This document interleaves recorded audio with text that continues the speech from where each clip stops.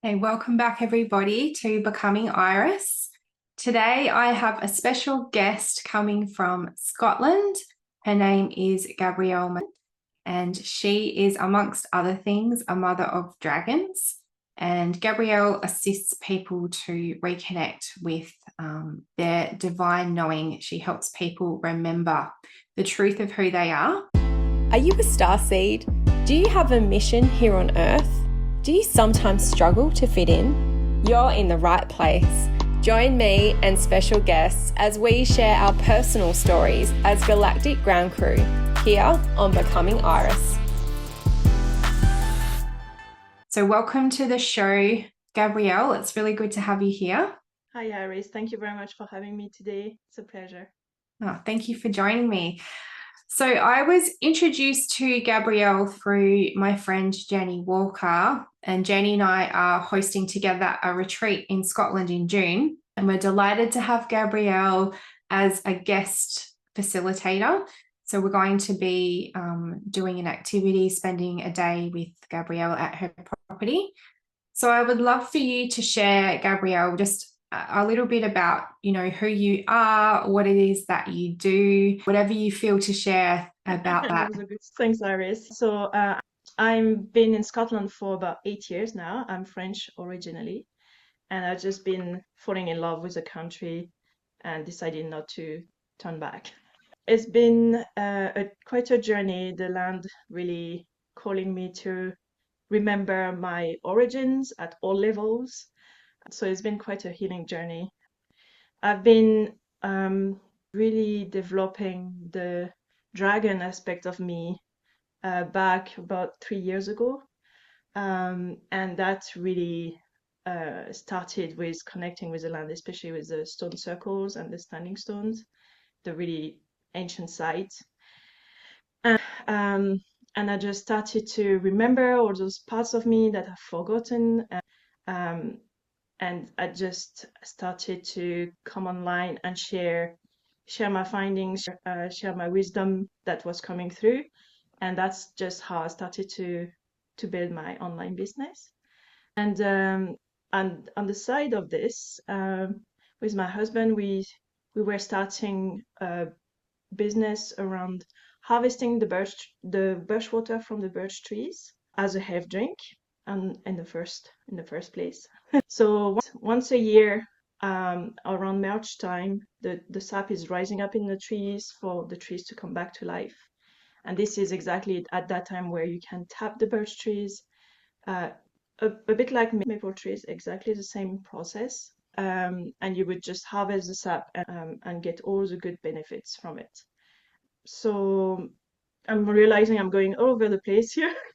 That's perfect. So I'm interested to know, so you're obviously married to a Scottish man. Yes. So was that how you ended up in Scotland? What first called you to the lands? So I was a chiropractor at the time. So I just came here for work.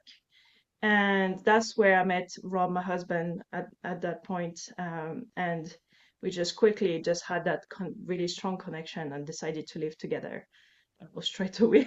And we started our business just like a year after we met. So it's been a really, really fast development for me at all levels, on relationship level, on family level as well. We got a son, and yeah, it's just been quite a ride, really. A lot. So you came to Scotland as a chiropractor, met your now husband. You started the business. So what was the connection with that land? Was he already on that land, or how did you come to be with the birch trees? So my husband is a forester, so this is just the connection with the trees.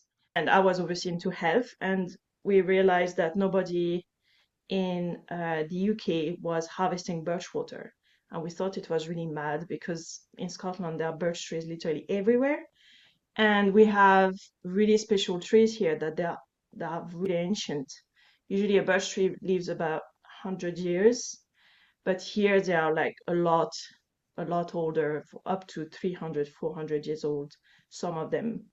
So there are those pockets of really ancient woodlands that are still remaining and that we strive to really maintain and regenerate as well. So yeah, it's just been like a crazy thought at the time, let's tap some birch trees and and we just started to sell it at farmers market, and then as the business grew, we took on some partners and decided to sell it as a whiskey mixer. So we shifted a little bit the focus, and it's been quite a journey to get into that market, but now we're really going to starting to get some traction. So it's really great to see. Beautiful. And I'm interested to know, you shared before we started recording that this location is the intersection of these powerful ley lines. And I'm interested to know, when you found the property, were you aware of that? Is that something that unfolded for you later? Your soul knew where to go? So fun. It's just we were actually looking for birch trees to tap. That's what we were doing. And we were always coming to the Hermitage, the really famous waterfall in Scotland. And every time we were passing the track, I was like, we need to go there one day. That something is calling me. So I was quite, aware of energies and things like that, but I was really far from knowing all the dragon origin and all that part of me. I was feeling that pull, that call. And one day, when the time was right, we went up the track, found those beautiful trees, really ancient, looking over the valley with a wonderful view, and we just were like struck. We were really in awe with the beauty of the land, and just started to manage to get permission to tap the birch trees there. And as the relationship started to grow between the land and us, we realized that we really wanted to live there. So that's in progress, trying to get permission to build a house on the site and everything. But the knowledge of the ley lines and what energy lies on that site really came after, when my memories of my dragon life came back in my body, in my consciousness, in my awareness, and it's really struck me how it was all planned. Yeah, it was orchestrated. Yeah, exactly. Lifetimes ago, Yeah. So I would love you to share about that aspect, about, what transpired, what were the events, like how did you come into this remembrance yourself? Was it a specific event, or was it a series of things? It's a series of things. It went gradually. It started with, so at the time I was having my little one, and I stopped working as a chiropractor, obviously, to focus on the Birkentree, the birch water business, and my little one. And I really felt the call to really bring my healing gifts into the world, but I just didn't know how. So I started to work with a spiritual coach at the time, and she had me kind of clearing my body so that I can claim my power. So at first it was more like a fire. I was claiming my fire and claiming dragons. Have always been around me, but they were always kind of outside of me as guides. So it took a while for my body to really understand that actually I'm just connecting with dragons. I am a dragon. So that was the first step was a fire, and then the second step was really becoming who I was. And with that started to come the remembrance of dragon language, which I channel through. It started with when I connected with a stone circle in Loch Tay. So I was just by myself, and just walked up the hill to go to the stone circle, and felt really an ease and kind of not quite right at that moment. And I just started to say some words that just came out of nowhere. And after that, the feeling of the place was just completely different. I just felt really peaceful and really grounded. And that's where my human kind of started to realize that actually I was the one that did this. Because there was a moment where my mind was like, what are you talking about? That's not possible. It was like, no, that you did this. You said words and this happened. So that's where it's really started to become interesting, because when I started to explore that part of me and just go online and live and just started to like talk that language and channel what was coming through, the feedback, started to tell my human, yes, this is happening, like this is you, this is what you're bringing. And as my confidence grew, and as I was clearing all sorts of energy from my ancestral lineage, from traumas from past lives, and all of this from my body, really shedding the layers of conditioning, programming, that language started to come through songs and came really stronger, and with that, memories of the land, what I was doing on the land just before the Great Separation, how I implemented a well of power so that when the time was right, I would be able to open that well and reinfuse the ley line with the dragon energy and really awaken the earth to her ancient power, to her ancient wisdom. So yeah, it's been it's been a lot of support, a lot of people supporting me through that journey. I didn't do that all by myself, though there needs to be a big piece of you owning your truth and you owning your guidance, your own guidance, because what we're bringing here now is like nothing we brought before. It's completely new. It's completely different. We are bringing codes from ancient civilization, from ancient past lives, but we're bringing it in a very different way. And the purpose of the work I do is to really, really help the human to shed all those energies that, have been accumulated for so long, for eons, so that the person that works with me really can own her truth, own her gifts, own who she is, and really trust 100% what's coming through her.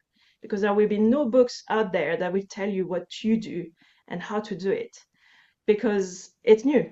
So yeah, it's quite a journey to get to that point. I would love you to share is, so for people that are listening to this podcast, and maybe for them, they're like, okay, so how does that actually work? So for example, you're in a human form and you're saying that you have this dragon self. So is it something that you perceive? Is it like, can you explain more about how that actually works in a practical sense? What's actually transpiring for you? Of course. So always what I notice is it always starts with the dragons showing up, whether it's like in meditations out there. Well, plus we're in the year of the dragon, so it's really potent right now. Like the dragons are really asking people from dragon lineage to wake up. So it usually starts like this, outside of yourself, or you might feel, because of the journey you've already been on, you already feel that there is parts of you that are kind of dragony kind of thing. But it always starts kind of like outside of you when you are ready. The dragons call you only when you're ready. Yeah. And it's really, that process really starts to, they guide you gently but powerfully to your truth. So you start meeting the people that can help you stepping into your power, stepping into your fire, remembering your solar origin, and really start bringing that dragon codes into your body, so that the human part of us accept the fact that there is a dragon in there. And usually the clients I work with, it's every time it's kind of start like, I'm not quite sure, I feel this. I play with dragons a lot, but I don't know if I'm one or whatever. And then as we walk through the journey, through the shading of the layers and really anchor that fire and awaken those ancient codes, then it just becomes a no-brainer. That's like, okay, right, I am the dragon too. So dragons always strive for creation. So the purpose right now on Earth is to bring the divine creation on Earth. It's really like bringing the full spectrum of who we are into that human body. It's no small task, but we've been preparing for it for so long. Now it's just a matter of clearing those conditioning so that we can bring that all the way. And that's why it's different. That's why it's something that is completely new, because we do it in a way that is really grounded, really anchored. It's not ethereal, it's really here. And the human consciousness has grown so much through that whole period that now the human body is able to handle it. It's able to channel it in a full force. And it will keep growing and keep channeling more and more as we go through those crazy energies that we're bombarded with every single day almost. It feels like just now. And yeah, we're really heavily supported at all fronts so that we can really bring all this through and Yeah, create so something. with your property, so you've got this amazing birch, these ancient birch forests on the intersection of a dragon line and another ley line. So what does that actually mean? Can you share a little bit about the dragon lines? Like when people hear about dragon ley lines and things like that, what does that mean? So pretty much all ley lines are kind of dragon. There is a polarity happening with a female line and a male line that cross together like this, like the DNA helix. And then we talk about line because we like straight things. But really, it follows the if you look at a landscape, it's not going to be a line as such. It's going to be like, okay, there's a mountain here, so there's a river there. It's really curvy, and it's really natural, organic, and everything. So there's a big one called the Bellinus ley line that crosses the whole UK. So from the top north of Scotland in Inverness, if my Faroe Islands, and then it comes down all the way down through all the sacred sites through the UK. And then there's another one that comes from Staffa, which is a tiny island next to Iona, which is a really popular sacred island in Scotland, really ancient too, that crosses Scotland like this on the horizontal plane, a bit inclined like that. So right at that point, you have where I live, which is the Hermitage, the big waterfall, and the land I'm on. So when you connect to those telluric lines, which people were doing before, they knew about it because that's why they built all the stone circles and all the standing stones and all of that. You're able to tap directly into Gaia's power, and your body becomes basically a bridge between the cosmic energies and the earth, but even more so on those sites. So it's almost like being able to connect to Gaia's networks, not the artificial one, and really come and awaken all this knowledge that is stored here, because nothing is forgotten, everything is stored somewhere. So being able to be physically on those sites really helps with the awakening process. And Scotland being such an ancient land, really ancient, it really goes back, it really helps the body to really connect with those ancient codes that we want to bring in. I know when I visited Scotland last year and I went to the Hermitage and I actually just burst out crying as soon as I was at the little cave. I saw that and immediately cried. And also when I went to Rosslyn Chapel, which I know is on the Rose Line, when I walked in there, I cried. It's like the energy, like you said, it did something in my body that just had me, because I will tend to move with you. When energy comes in, it tends to come out through me as emotion. That's how I express it. But it was like, it was overwhelming. Whatever was coming in was overwhelming me so much that I had to cry. So I actually felt that. I didn't know your property was near the Hermitage, but that's making me even more excited to visit there, because I know that land is very, like the energy is palpable there. Yes, it is. But it's that crying is completely natural. Can you imagine?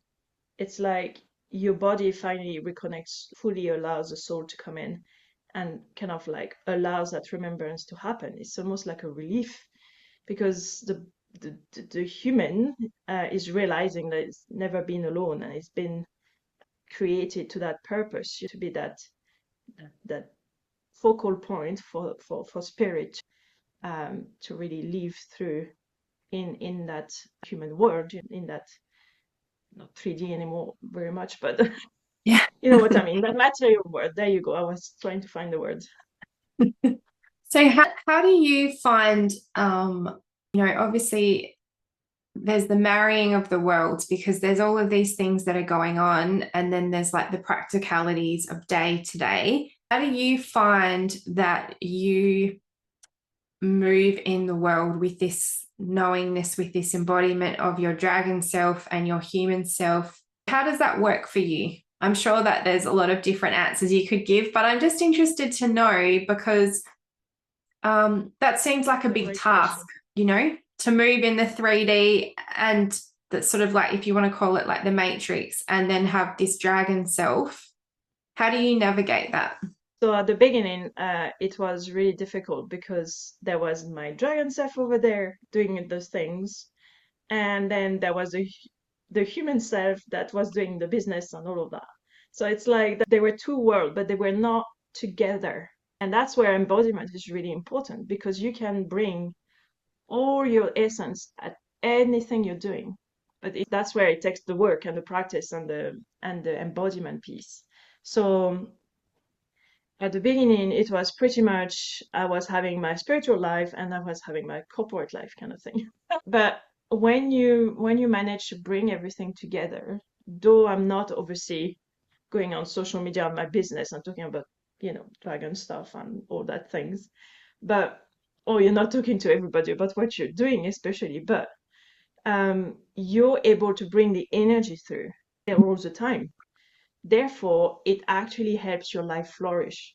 It helps really help with meeting the right people at the right time, having amazing opportunities, having abundance coming your way, having this ability to create things that just have a life of their own. It's like, I'm just trying to find an image here. It's almost like you're bringing something to life, you're creating something, and you know that what you're bringing is aligned with your soul plan. Your soul didn't come here in your human form to not be here, right? For example, Birkentree do a really corporate kind of business. It helps the world knowing about birch water. And birch water, the birch sap from the ancient trees of Scotland, on that site especially, holds codes that help humanity heal. So when you don't know about that, it's really hard to kind of like put the things together. But actually, when you really start to dive into your knowledge and your guidance and everything, you realize that actually what you're doing over there was always meant to be, because it's another kind of vehicle to reach people. So it's like dragon codes, ancient birch trees that channel the ancient ley line codes, and all of that are infused into the water and are going out into the world. And the best way that the spirit of the birch kind of thing wanted it to happen was through whiskey mixer. And you're like, oh, right, that sounds a bit far stretched, but actually when you think about it, it's going to touch the people that kind of like, have maybe problem with alcoholism, or maybe people that are in a certain sphere, or a certain wealth sphere that it would not have touched otherwise. So it's like bringing those codes as wide as possible into the world through another mean. So it's like I'm not controlling how it's supposed to happen. I'm not here like saying, okay, that needs to go through a retreat, and I need to do this, and I need to do that. No, it happened organically, and it's afterwards with hindsight that you realize, oh, hang on, okay, that actually the birch water, it's always been planned that way, that the tree wanted to like distribute the medicine, the codes that way. And yeah, it's just beautiful when those pieces come together. You're just in awe with, you're just in awe. Yeah, there's no other It's the divine plan. Yeah, I love that because it just feels so I feel like the word is grounded. It's like meeting people where they're at, this energy, this coding, it's coming out in different ways to meet different people in different settings that wouldn't receive it in maybe like a woo-woo context. That's not really accessible to them, but coming in as like a whiskey mixer, it is. So I get it. And that's perfect. I love that. And I love everything. I've been following along with your Birkentree account, and I love seeing all of the little videos, the trees and the tapping. And yeah, it's really, you can feel the energy even in the videos. You can see the light codes around the trees. And yeah, I love it. Amazing. So is there anything else that you feel that you would like to share? Anything that, obviously we're moving, and the day now we're recording it, it's the day of the lunar eclipse, and we're in this powerful portal. But is there anything at this time that my podcast is really like my audience, I feel, is people who are on their spiritual journey, they're awakening to their gifts, to their truth, they're ready on the remembrance journey, let's say. So is there any advice that you would have for people that are going through this process, or anything that you just feel to share at the moment? Yes. So what's happening right now in the last few months has all been around actually the anchor and the rise of the masculine. People talk a lot about the feminine everywhere, but actually it's about the full union of the two. And the last few months have been like pretty much focused on the masculine, aka bringing everything here in the human practical things. It could be financials, it could be like structures, it could be projects, it could like, but it's really like the energy is really pushing us to bring, now that the feminine has awakened and kind of started to bloom, she needs the masculine to rise up to be able to go further, if that makes sense. And the work recently, especially since January, even more, has been about really bringing that sovereignty back into the masculine, and really having the human body trusting that masculine, really clearing all the distortions about masculinity and support and finances and all those aspects that are really, really practical in our human life. And actually, the big distortion was for the human self was looking like, I'm trying to find my words here. So as humans, there have been a lot of destruction the past eons, right? So the human is kind of like programmed in a way that says, okay, do not bring the full thing in because we're gonna destroy it somehow. There is this fear of the creation power, the manifestation power itself from our human body point of view. So that's the masculine aspect, the wounding that says like, if I bring the power through, I'm going to destroy something. I'm going to mess it up. Something is going to happen that we're just going to destroy life as we know it or whatever. So it's really bringing that masculine piece back into peace. Stop fighting the masculine, stop nurturing the masculine, it doesn't need nurtured, but really bringing that sovereignty back in, and the body trusting that masculine part of ourselves again, because of all the distortions of what happened, the religious, like all the distortions of the masculine really comes back to that point of like, you went away eons ago, something happened and you abandoned me. The human is like, you abandoned me and I've been stuck in here in the darkness, and why would I trust you again? Like what you're doing? Why are you coming back, kind of thing. So there was this big wounding kind of like clearing away the past few weeks, and it could have been manifesting in different ways for each individual, but really what we want here is to retrust our ability to to be incarnated in a human form, to be able to create our desires without fears of something bad happening. And when that masculine piece is really going to be solid, anchored, and anchored in the body, and that's really where the feminine is really going to be able to come through and bring the creation down. We're still at that process this year where we're anchoring the structure, the new structure, and it's the next few years are going to be really interesting because it's really where we're going to bring the full creation into life. So I can't wait to see that. There are lots of things that are going to change. It's an exciting time to be alive, I feel. Yeah. Definitely. So if people are interested in getting in contact with you, Gabrielle, they can do that through your website. So I'm going to put the link for that below. But do you want to just share a little bit about some of the offerings that people can do with you, like sessions, like what are the things that you offer at the moment? Yeah, of course. So at the moment I'm expecting. So baby is due really soon, in a month or so. So I'm not doing at the present moment long-term containers, though you can check them out on the website, it's no problem. I can do one-off sessions or pack of 3 sessions up until baby is here. We were just talking about the fact that you're having a little a dragon. So I absolutely love that you're not only the mother of dragons, but you're also having a little baby dragon as well.